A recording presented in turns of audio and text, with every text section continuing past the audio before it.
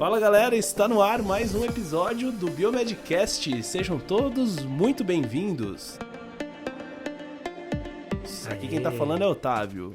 Opa, e aqui quem tá falando é o Bruno, diretamente de São Paulo, mais uma vez aqui. E hoje com uma convidada muito especial, né? Nossa, essa é especial, hein? Essa, Olha, eu vou falar que eu não imaginava. Já tô aqui namorando faz muito tempo, que mandei um monte de convite. Aí deu coisa errada nos e-mails. E aí a gente fala, aí desfala. Graças a Deus o Bruno conseguiu. Eu já tô aqui rindo sem você me apresentar, né? Pois é. A gente tá falando aqui hoje com a Natália Cuminali. Ela é CEO e diretora de conteúdo do Futuro da Saúde. Da Futuro da Saúde ou do Futuro da Saúde? Do Futuro da Saúde. Do Futuro da Saúde. Legal. Conta um pouquinho pra gente da sua história, Nádia. Nádia, primeiro, seja bem-vinda, né? Seja bem-vinda. Fica bem à vontade. A gente gosta sempre de bater esse papo mais descontraído. E fica à vontade. Você tá acostumada a entrevistar as pessoas, né? Mas hoje você vai ser entrevistada aqui por nós.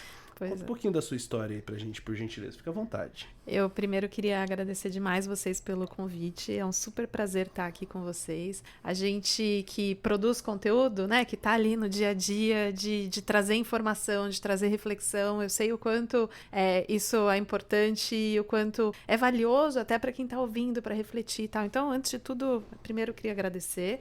Em segundo lugar, dizer que sim, eu sou super acostumada a entrevistar as pessoas e não a falar, mas tudo bem. Hoje vai ser um dia que eu vou me desafiar a falar um pouco mais e me apresentando assim muito brevemente para a gente seguir para um papo gostoso. Eu sou jornalista especializada em saúde. Eu trabalhei por muito tempo na revista Veja. Entrei na revista Veja para cobrir temas diversos, então já cobri eleição, já cobri Big Brother, já cobri, sabe, assim, de tudo. Legal, cara. E aí, ali dentro, né, eu entrei primeiro no site da Veja e depois eu fui para a revista Veja e aí eu já estava em saúde, né, do site para a revista já estava em saúde e aí eu foquei em saúde. Então, eu sou uma jornalista especializada em saúde, com muito tempo na revista Veja, então de lá dentro da Veja eu acompanhei as grandes transformações da saúde, os impactos nos novos tratamentos, o que estava acontecendo com a saúde em vários contextos, né, de transformação. Enfim, a gente vai falar ainda um pouco, acho que de toda essa trajetória, mas em 2019, eu saí da Veja, eu pedi para sair para lançar o meu hub de conteúdo. Enquanto eu estava lá, eu percebi que faltava um lugar para a gente falar de saúde de um jeito mais aprofundado, com mais contexto, com análise, com curadoria. E eu olhava para isso em volta e falava assim, cadê? Não tem, então eu vou criar. Então, aí nasceu o Futuro da Saúde e essa é um pouco da minha introdução, assim. Que legal, cara. legal. A gente tem muito que aprender com você aqui hoje. Eu acho que a gente vai aprender bastante. Né? Você disse, né, que trabalhou em várias mídias e tal, né? E como é que foi essa sua mudança para a área da saúde? Quais foram os desafios que você teve ali, que encontrou para entender essa área da saúde, os termos técnicos? Como que foi isso tudo? Você já pensava nisso? Foi uma oportunidade que apareceu? Foi difícil e acho que é bom a gente fazer esse paralelo, assim, né? Não quer dizer que hoje está mais fácil, mas está um pouco mais, assim. Depois desse momento de pandemia que a gente viveu e vive, o jornalismo de saúde está mais disseminado. A comunicação, a divulgação científica está muito mais disseminado. Lá atrás, quando eu comecei, a gente não tinha muita direção. Então, na faculdade de jornalismo, ninguém falava de jornalismo de saúde, né? A gente falava de jornalismo de economia, falava sobre jornalismo político, o jornalista esportivo, mas saúde, quem quer fazer saúde, né? Tinha muito isso. E aí, quando eu entrei na Veja, e contei pra vocês que eu cobria outras coisas e tal, uma editora olhou pra mim e falou assim, Natália, agora eu quero que você fique na editoria de saúde. E eu falei, tá bom. Assim, tinha um pouco de histórico de médicos na família, gostava de saúde, eu já quis ser médica, então eu tinha ali uma predisposição a gostar da saúde. E aí lá atrás, para começar, eu penei, né? Eu penei bastante, acho que todo mundo pena bastante, porque isso, são termos técnicos, você tem que conquistar a confiança das fontes, né? Se eu entrevisto um médico não me conhece, como que ele vai ter certeza que aquela informação que ele me passou, eu vou conseguir escrever direito? Então, é um trabalho, assim, muito grande, tanto do ponto de vista de você entender o que a pessoa tá te passando, traduzir isso para um público leigo, mais leigo, e não perder a validade daquela informação nessa tradução. Então assim, foi difícil, é difícil. Saúde é uma área difícil, né? É um dos grandes desafios da divulgação científica, né? A informação chegar ali na população De forma por simples. essa tradução, né? O jornalista é fundamental para saber.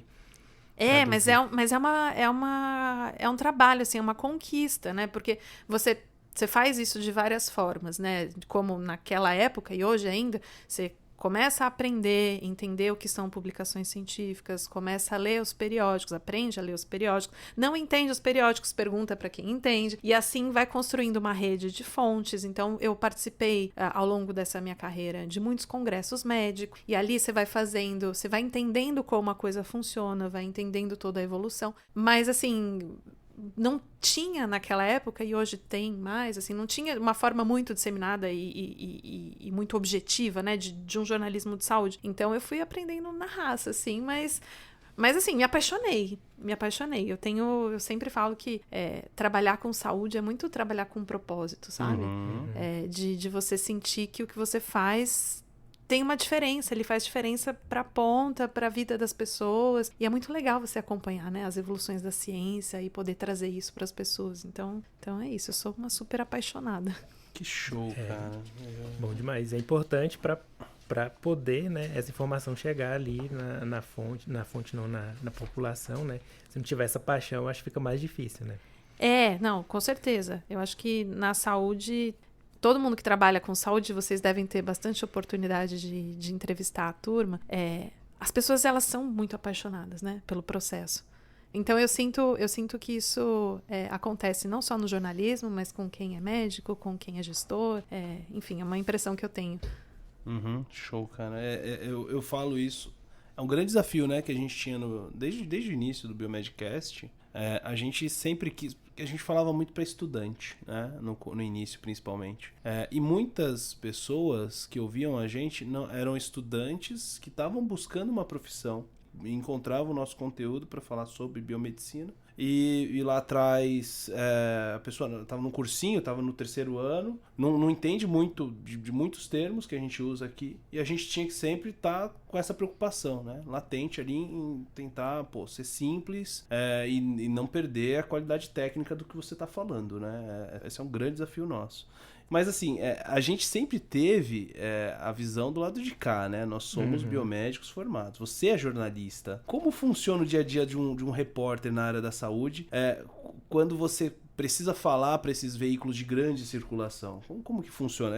Tem várias sub-perguntas disso, né? Mas como que vocês buscam as pautas? Como que vocês definem do que vai falar? Quando vai falar? Com quem vai falar? Como que funciona isso? Depende muito pro veículo, obviamente, que você trabalha, né? A periodicidade, por exemplo, a Veja é ainda, né, semanal. O Futuro da Saúde, a gente tem conteúdos diários e também temos uma newsletter que é semanal e também temos um canal do YouTube que tem 2 conteúdos por semana. Então, a gente tem várias formas ali dessa produção de conteúdo, né? De trazer a notícia e a informação. Mas, de modo geral, né? Como que a gente busca uma pauta? Nós, jornalistas, a gente, em geral, tem um acesso ali aos assessores de imprensa que normalmente trazem as informações. Então, eles trabalham em universidades, em instituições, em hospitais, em lugares onde tem ali algum conhecimento, alguma novidade sendo trabalhada, e eles trazem pra gente. Então, essa é uma das vias. A gente recebe muito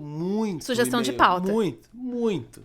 Então, é isso. A gente também. Assim, eu provavelmente devo receber mais de 200 e-mails por dia. Mas tem algum lugar que você se cadastra? Por exemplo, jornalistas estão naquele site lá e as pessoas procuram, tipo, para dar um match, alguma coisa assim? Tem. Eu não tenho, assim, exatamente como funciona, porque geralmente cadastram o meu e-mail e do nada eu começo a receber. A gente também tá em alguma base que a gente recebe muito e-mail também. Mas tem alguns agregadores ali que você se cadastra, você diz qual é a sua editoria de interesse, e a partir dali todas as assessorias de imprensa que estão cadastradas podem encaminhar e-mails para você, desde que estejam de acordo com o seu interesse, né? Então, eu escrevo sobre saúde, não faz sentido eu receber pautas sobre economia, sobre, energia, então, meio ambiente. Então, tem isso, assim, esse é um dos lados ali em relação às pautas. Outra forma que também é muito comum pra gente é realmente ter esse contato com as fontes. Então, ao longo da carreira, um repórter, ele vai cultivando um relacionamento mesmo. Que é isso, a gente tá aqui, tem o WhatsApp de algumas pessoas, essa pessoa te manda Nath, você sabia que isso aqui tá acontecendo? Ah, não estava informado. Ou eu vejo que alguma coisa tá acontecendo e aí eu pergunto para essa fonte, o que isso daqui significa? E aí a gente vai trocando e a partir dali a gente descobre que temos uma pauta, que temos uma matéria. Então, legal. esse é um outro formato, assim, a parte de assessoria de imprensa. Esse é mais old school. É mais old school. Eu trabalhei antes da Veja, eu trabalhei na Record, né? E lá na Record, eu era estagiária e tinha um lugar que a gente chamava de rádio escuta. Rádio escuta nada mais é que um lugar, como se fosse um estúdio aqui, igual a gente tá, um quadradinho, com um monte de telefone, computador e tal, com rádio. Eu não sei se ainda é assim hoje, né? Mas lá atrás era assim. E a gente fazia ronda, que era ligar para todos os lugares. Então, na Record, uma televisão aberta e tal, a gente ligava para bombeiro, ligava para polícia, ligava para alguns lugares para entender o que está acontecendo. O que tem de ocorrência aí? Exato. E aí, isso fazia sentido, não na saúde, obviamente, mas a gente entendia o que estava acontecendo. Então, né, transferindo isso um pouco para a saúde, você pode fazer uma ronda ali com pessoas que você tem de confiança para saber o que está rolando aí, doutor. Ah, que legal. Então você tem que ter esse network, né? Tem. Não tem como ficar sem. Não tem. É importante porque por mais que a gente estude, por mais que a gente se dedique, por mais que você seja workaholic, eu sou, não dá para pegar tudo. Né? As pessoas que estão dentro das suas áreas, elas sabem o que é importante, elas sabem o que é relevante, o que é novidade, o que está no burburinho. Então, que às vezes a gente não consegue. Se você me perguntar o que está no burburinho de uma coisa específica, talvez eu saiba, mas eu não sei de todas. Né? Pensa na saúde, a gente tem oncologia, tem cardiologia, tem, sabe, neurologia. E aí, como que eu vou saber isso de todas as áreas? Então, e aí veio uma pandemia com excesso de informação absurdo, né? Exato. E aí, assim, um outro formato que eu não disse para vocês, mas é também uma ronda internacional. E aí, com os veículos internacionais, que tem uma produção científica muito boa, com os periódicos científicos, que também às vezes trazem algumas coisas que nem sempre a gente consegue saber se é relevante ou não. E aí a gente precisa fazer o cruzamento mesmo das informações, de mandar isso pra frente e falar assim, escuta, isso aqui é importante mesmo ou só parece que é importante? E aí a outra pessoa te dá o retorno e fala assim, não é tão, a gente já sabia disso, é meio que barulho aqui, sensacionalista. Então a gente não segue. Então tem múltiplas formas da gente receber informação e tem gente que procura a gente também, ativamente. Então eu falei assessoria de imprensa, falei as fontes, né, o círculo de fontes, tem os periódicos científicos e tem também às vezes as pessoas que mandam, falam assim, então, eu acabei de lançar a minha startup e a gente tem uma solução aqui que é diferente por causa disso, disso e disso. E aí, assim, esse cara veio até mim, eu não sabia, não veio via assessoria de imprensa, não veio cadastro de nenhum lugar. E veio como informação. Então, isso também é uma forma de a gente descobrir as pautas. Que legal. Eu vi também que tem alguns sites de universidades, isso eu vejo mais lá fora, que eles liberam press release, né? Que é tipo assim, o grupo de pesquisa descobriu alguma coisa, aí eles vão já escrevem meio que a matéria, né?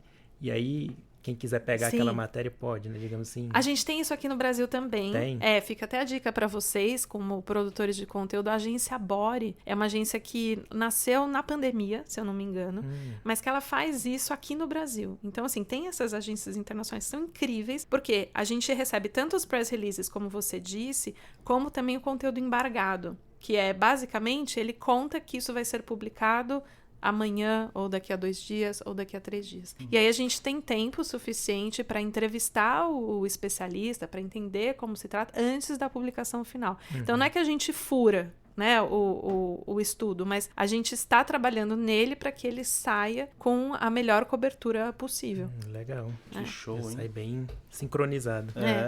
Que da hora, cara. Bom, e aí a gente estava lá analisando, né, seu currículo, e aí eu vi que você colocou lá, né, que fez uma residência em jornalismo de saúde, né, na Mayo Clinic, que é uma das maiores dos Estados Unidos, né? E como é que foi? Você foi para os Estados Unidos, eu vi que foram só 20 selecionados, né? Você conseguiu ir para lá? Conta pra gente como é que foi. Foi. Eu ao longo da carreira, eu tive algumas grandes experiências, assim, que me marcaram bastante. Essa da Mayo Clinic foi uma delas, assim. A Mayo é realmente uma dos maiores, né, dos Estados Unidos. Se não a maior, né? Eu acho que é.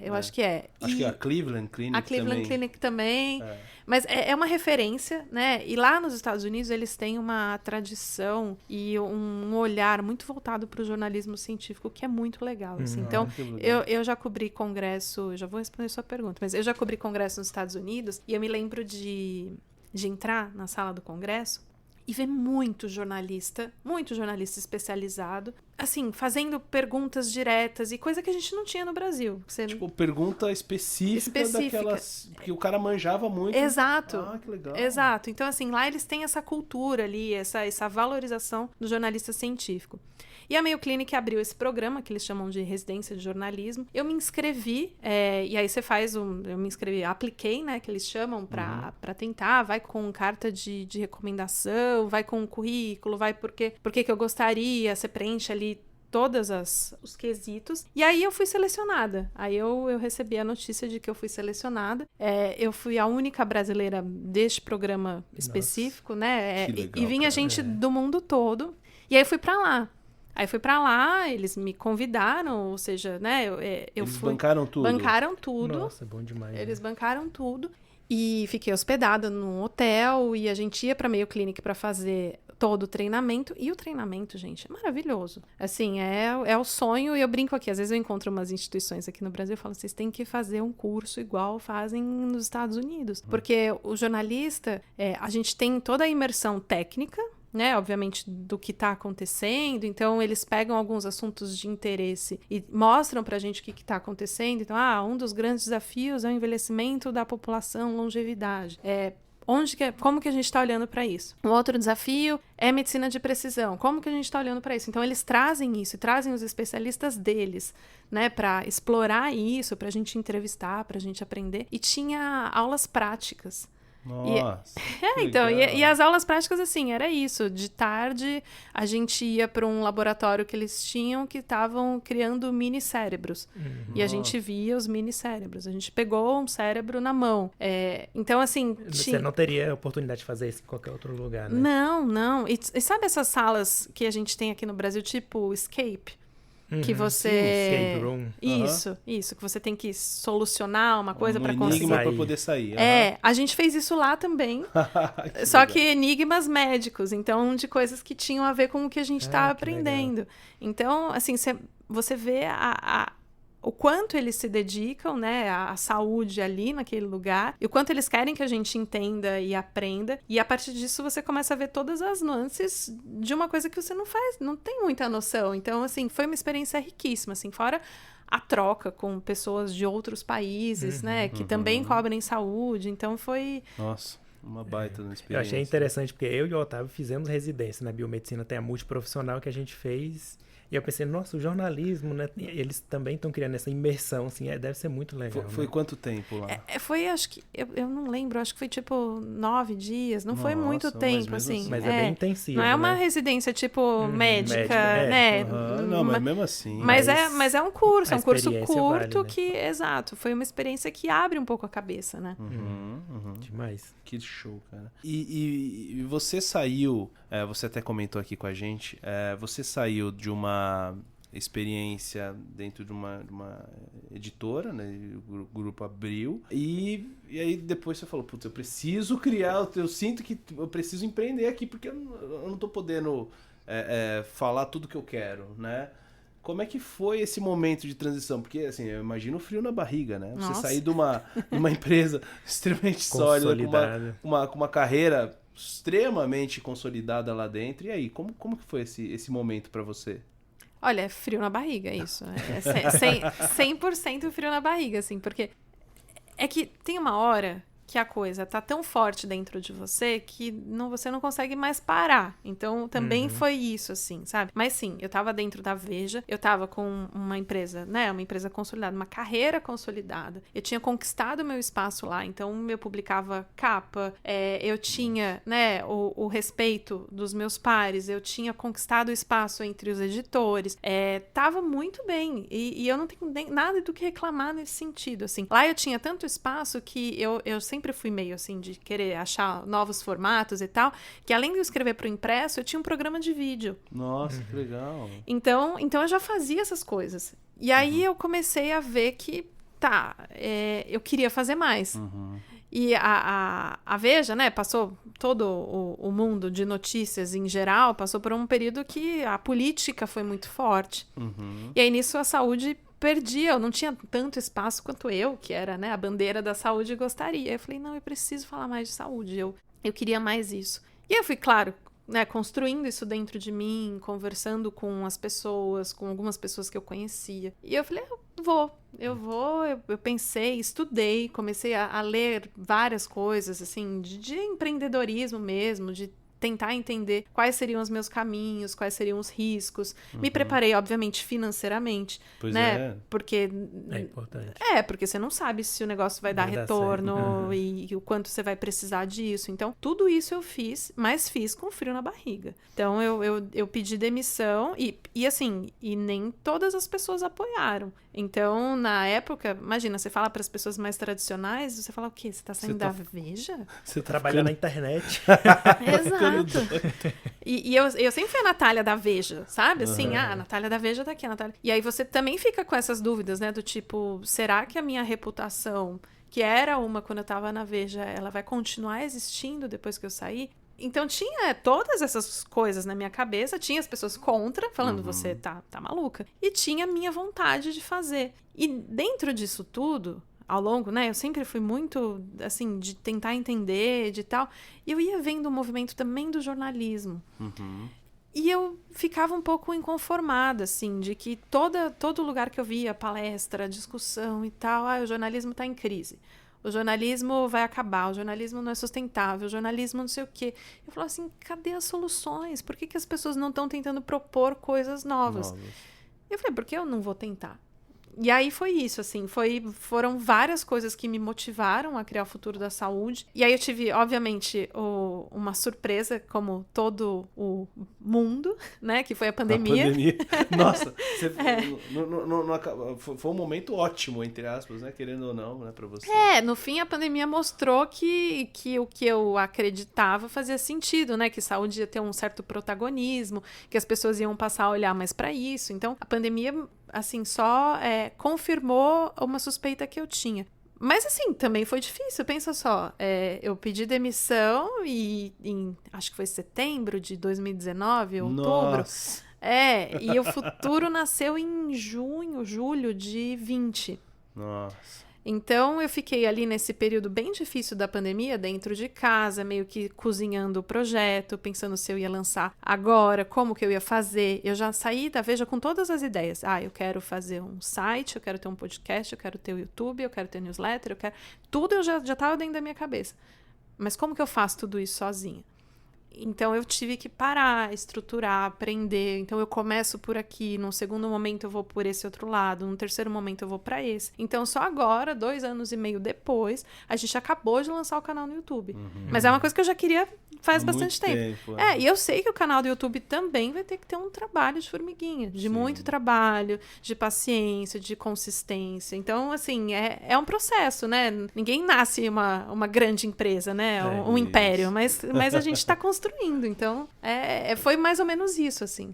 Pô, que bom, cara. Legal. É engraçado que eu acho que o Bruno passou por isso também, né, Bruno? Você, quando saiu, né, enfim, do CLT... É difícil, né, Bruno? Foi pro blog.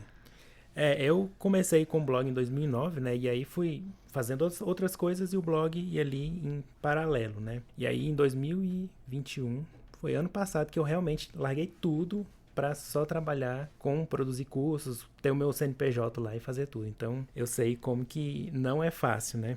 E aí, como que tá sendo essa sua nova fase com o Futuro da Saúde, né? Tudo quase que por conta própria, né? Site, podcast. Tem agora... Você estava fazendo um podcast chamado Futuro Talks Futuro... Eu tinha o Futuro da Saúde e agora tem o Futuro Talks, que foi o que a gente foi pro vídeo. Exato. Como é que tá sendo tudo isso? E eu não matei o Futuro da Saúde, porque tem gente que gosta também só do áudio, enfim. Então, são produtos que eles vão continuar existindo. Vão estar juntos.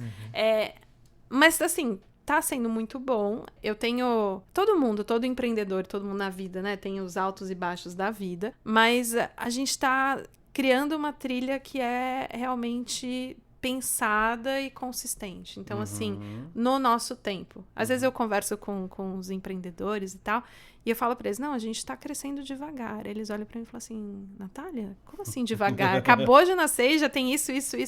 Então, tem bastante coisa. A gente vai no ritmo que eu acho que tem que ir. A equipe foi crescendo, então eu não faço mais, né? Não dá pra fazer tudo sozinha. Então a gente tem um time que também é crucial para que todo o negócio ande. E ter esse time é importante porque a gente precisa formar esse time. Tem que formar esse time com o olhar do futuro da saúde, como que a gente quer produzir o conteúdo, como a gente quer entregar isso. Então, é todo esse processo que a gente tem nesse momento de empreendedorismo. Mas, assim, eu confesso que eu tô muito feliz, assim, né, de tudo que a gente tem conquistado e ver que essa ideia que a gente acreditava, que eu acreditava lá atrás, ela tá dando frutos. Por quê? Porque não adianta a gente fazer uma coisa que só tá na nossa cabeça. As pessoas precisam querer aquilo, né? Elas precisam precisar daquilo, né? Você precisa demanda, né? Criar a demanda. Ou criar a demanda, ou talvez entender, assim, qual que é a dor que você tem, né? Qual que é a dor da saúde? A dor da saúde, às vezes, tem isso. Um excesso de informações, uma dificuldade enorme de entender o que é importante ou não, uma falta de curadoria. E aí, quem que vai dizer para mim o que é importante ou não? O futuro da saúde. Então, assim, é um pouco esse o nosso olhar que a gente tem. E aí, tem toda uma questão de público, né? A gente estava conversando aqui antes nos bastidores. A gente tem diversos públicos, então o site e a newsletter, a gente fala muito para um público nichado de gestores, de C-level, de pessoas que estão ali mesmo pensando na saúde no dia a dia. E a gente também fala com o público geral, mas um público geral mais interessado em saúde. A gente não fala com o público geral que está andando na rua e fala, deixa eu ler aqui o que está acontecendo na tendência da saúde. Então a gente já fala com quem está predisposto a entender isso. E o YouTube acaba sendo também uma forma da gente ampliar ainda mais o nosso público, né? Porque a gente consegue chegar e alcançar outras pessoas. Porque eu acho, eu realmente acredito nisso, que no fim das contas, falar sobre saúde, ter todas essas reflexões de saúde é importante. As pessoas, elas precisam entender o impacto de tudo da saúde na nossa vida. Então, desde da forma que a gente previne uma doença, de como a gente se comporta no nosso dia a dia, até como funciona o setor da saúde. Né? Se você vai ter acesso ao SUS, como o SUS funciona, se você paga um plano de saúde, se você vai ter direito às coisas que você quer no seu plano de saúde, quanto custa. Então, tem muita coisa ali que está no nosso dia a dia da saúde e que eu nunca achei um lugar que trouxesse isso da forma como a gente está construindo. Então, resumindo a minha resposta, né, a sua pergunta, eu acho que a gente está no caminho. Legal. E qual foi, assim, a grande diferença que você viu em relação a trabalhar numa editora e agora por conta própria, assim? Todas! Todas. Acho que ser CLT tem vários aspectos, né? Tem a parte do CLT / empreendedor, né? O CLT, de alguma forma, te dá uma segurança que no Férias, 13º. Exato. E que no final do mês, querendo ou não, você faça o que você fizer, você vai ter ali o seu salário. Né? Quando você está empreendendo, você tem que mapear outras variáveis. Então, como que isso vai funcionar no final do mês? O quanto que você precisa prever por um período específico de tempo para manter o negócio rodando. Então, você começa a se preocupar com coisas que estão muito mais fora de só produzir o conteúdo. Né? Então, assim, eu tenho que ter essa mentalidade empreendedora, eu tenho que detectar o que está acontecendo no mercado para pensar, de repente, em criar novos produtos, de pensar o que pode fazer ou não sentido. Eu tenho que olhar do ponto de vista editorial para a saúde, para ver o que é importante, o que a gente precisa tocar. Eu preciso comandar a equipe editorial para falar assim, vamos produzir essa matéria, mas a gente tem que trazer esse olhar aqui. Então, assim, tem muito mais coisa do que quando eu estava ali, assim, no meu trabalho, que também me dava muito trabalho. Mas agora realmente Só mudou o trabalho, né? Só mudou o trabalho e talvez multiplicou. Isso com certeza. Não tem mais férias. Não tem. E vem cá, como que você consegue contactar, para quem ainda não acompanhou, né, o Futuro Talks, você no episódio de estreia foi marcado pela entrevista com a Giane Tsutsui, CEO do Grupo Fleury. Logo em seguida, você entrevistou o Sidney Kleiner. Klanger. Não, é que ele tem um nome difícil mesmo.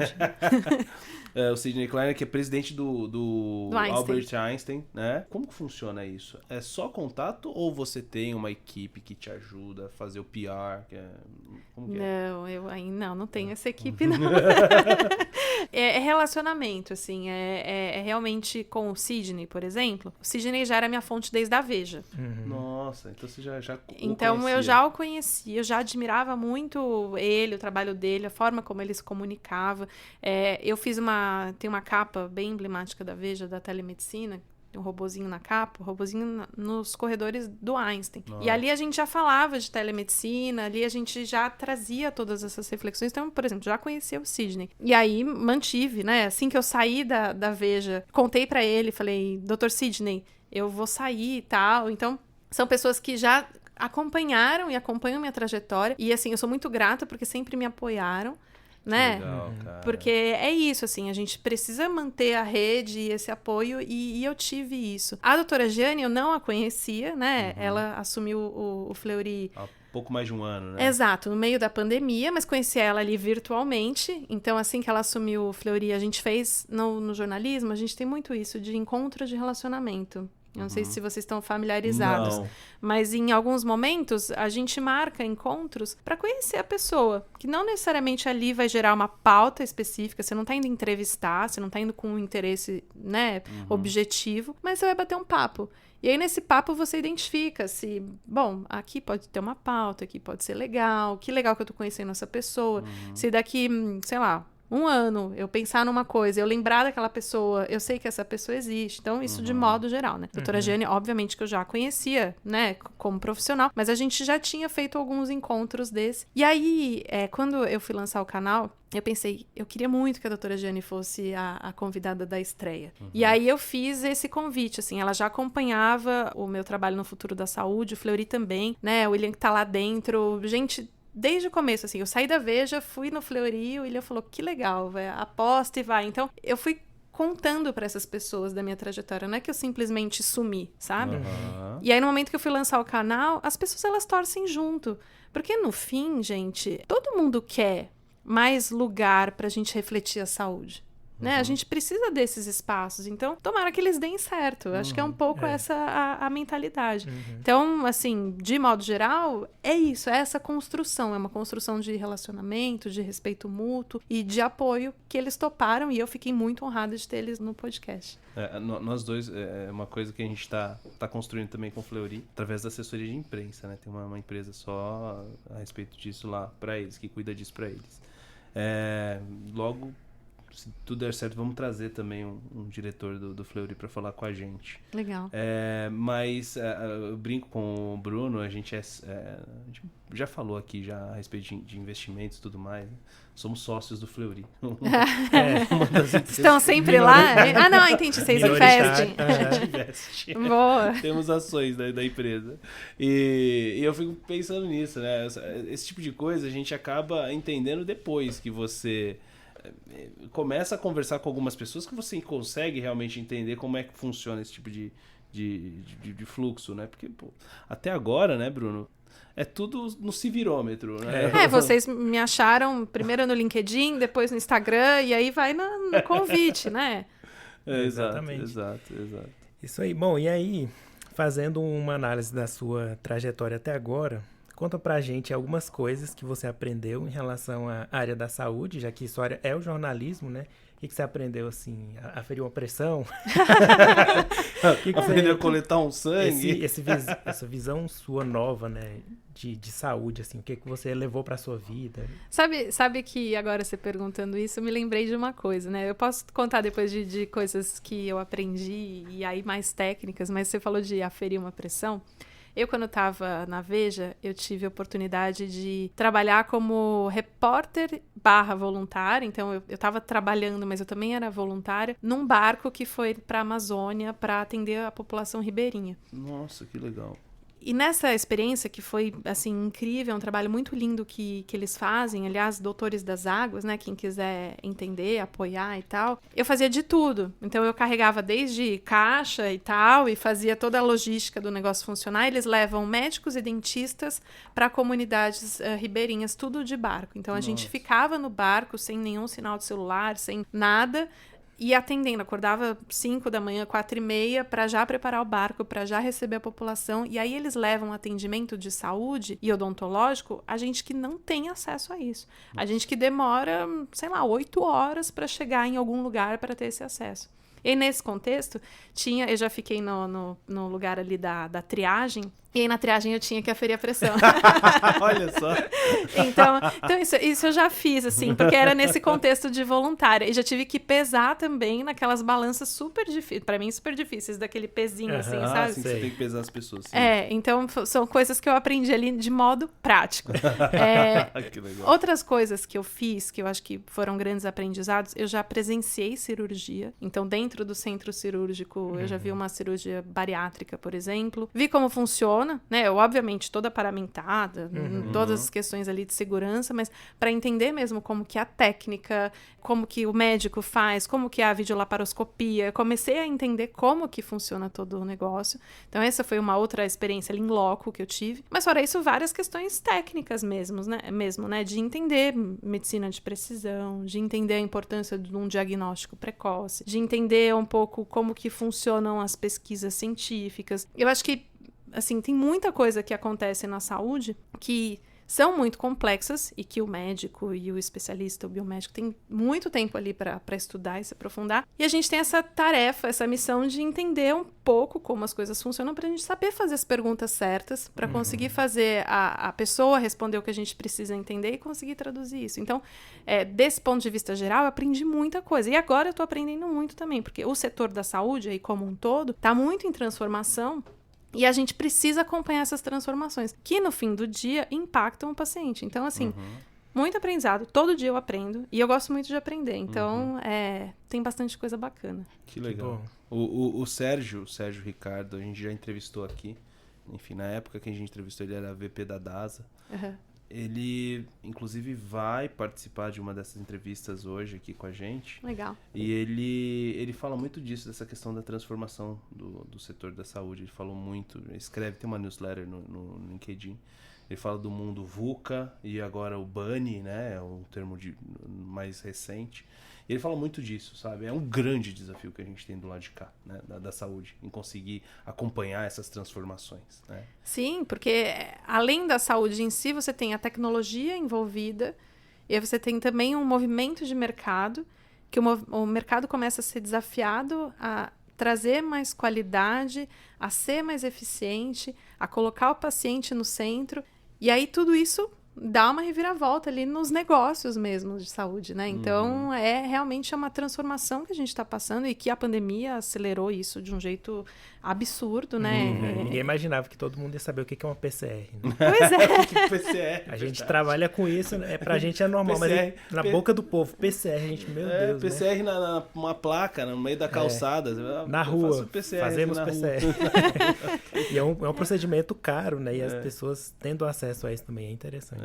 É muito legal isso. E tem a questão do PCR, tem a questão das pesquisas clínicas, tem até a telemedicina, né? Que eu brinquei com vocês um pouco antes. Em 19, ela foi autorizada e depois ela foi revogada. E aí, em 2020, ela foi autorizada em caráter emergencial por causa da pandemia. E hoje em dia, eu não sei se vocês já fizeram consulta de telemedicina, mas assim, é mais prático. Com certeza. Por que a gente não tinha acesso a isso antes? Né? Então, é claro que tem coisas que... depende do que é, né? Também. Exato, tem coisas que é importante a gente estar lá e o olho no olho, tá perto, faz diferença. Exame físico. Mas assim, tem coisas que tudo bem. Então, tem todas essas transformações, que é isso, que os serviços de saúde também estão tendo que se revolucionar. E já caminhando pro fim, Nath, posso chamar de Nath? Claro, todo mundo me chama. Na sua opinião, qual é o futuro da saúde? Fazendo um trocadilho aí. Fazendo um trocadilho. Com o nome da sua empresa. Olha, eu acho que a gente vai caminhar para um futuro da saúde, quer dizer, tem um futuro da saúde que eu espero, tá? O futuro da saúde que eu espero é, sim, um futuro mais conectado, um futuro mais tecnológico, ao mesmo tempo um futuro que não perca a humanidade. Eu acredito que seja um futuro que a gente consiga, a partir de mudanças mesmo de mentalidade, garantir mais o acesso para a população. E para isso vai precisar de um esforço de muita gente, do setor da saúde, do ponto de vista de todos os prestadores, da indústria farmacêutica, de quem está ali produzindo ciência, até o governo. Então, assim, a gente vai precisar causar uma revolução ali da forma como a gente pensa e como a gente faz saúde, para a gente conseguir ter esse futuro, de fato, mais acessível para as pessoas e que, de fato, elas consigam aquilo que elas precisam. E, por outro lado, pensando no ponto de vista geral da população, o futuro que a gente tem que pensar na saúde a gente está envelhecendo, a gente vai envelhecer como sociedade, vai ter uma mudança ali na pirâmide etária. Como que a gente quer envelhecer? A gente quer envelhecer bem, a gente quer envelhecer saudável? O que a gente está fazendo hoje? Como que a gente está se preparando para isso, para que a gente chegue lá melhor? Então, cada vez mais, eu imagino que a sociedade vai ter essa conscientização. Eu espero que tenha e eu trabalho para que isso aconteça. Então, é um pouco isso que eu penso sobre o futuro da saúde. Nossa, que show, hein? Bom demais. Adorei. Bom, e pra gente finalizar, a gente queria te perguntar se você tem alguma indicação de livro, filme ou série, para quem tá nos vendo ou nos assistindo aí, que você gosta. Pode ser em relação à saúde, jornalismo ou qualquer outra área que você gosta aí. Pode ser um passatempo também, tá? Tem um filme que eu acho que ele não é muito mainstream, assim, popular. Vocês me contam se vocês já viram. Vamos ver. Eu acho que o nome inteiro é As Aventuras de Walter Mitty. Não. Já eu viu? Acho que já. Ele conta a história, bem rapidinho, de um cara que ele trabalha na redação da Life, que é uma revista... Lembrou? Já vi. Nossa, é muito bom esse Não filme. é lindo esse filme? A trilha sonora. É maravilhosa. David Bowie, assim, incrível. Nossa, que legal, não conheço. E aí, por que eu tô trazendo ele aqui? Porque ele faz esse paralelo com o jornalismo. Ele trabalha na revista Life, e a revista Life tá passando por uma reestruturação e, no fim, vai acabar. Isso foi uma realidade para muitas das redações, por causa da crise do jornalismo.